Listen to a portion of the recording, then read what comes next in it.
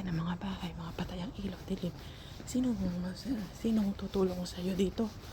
Walang tutulong sa'yo dito. Kaya kailangan talaga, ready ka, matapang. Ayan. Oh. Saan ka sisigaw dyan? Kaya kailangan alerto talaga.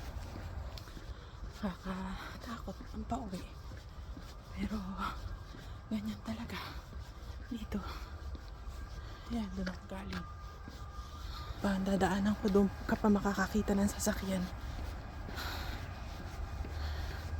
Buti na lang may ilaw.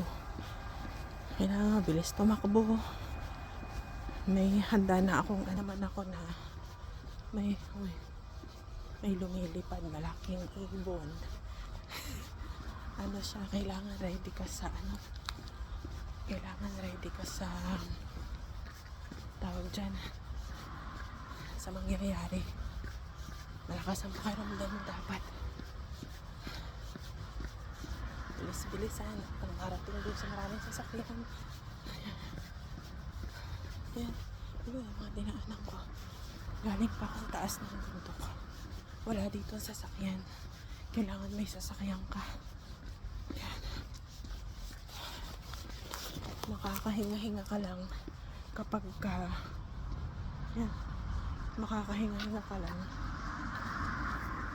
kapag may mga dumadaan na mga sasakyan. Yun. Yan. Pagka gano'n mga dumadaan sasakyan dito madami, pero dun siya nilalakadan ko hindi.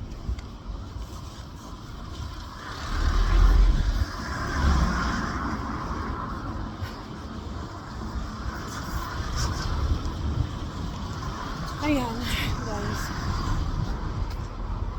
layo pa yung bus ko. Doon ako galing paakyat. Ito naman yung dadaanan ko pa. Malayo ang aking bus. Kailangan ko talaga may sasakyan. Pero wala eh. Alas 6 lang ha. Alas 6 ng hapon. Ayan. Nandito na ako sa dinadaanan ng bus. Ako lang talaga yung natitira. Yung iba, mga nasa bahay na.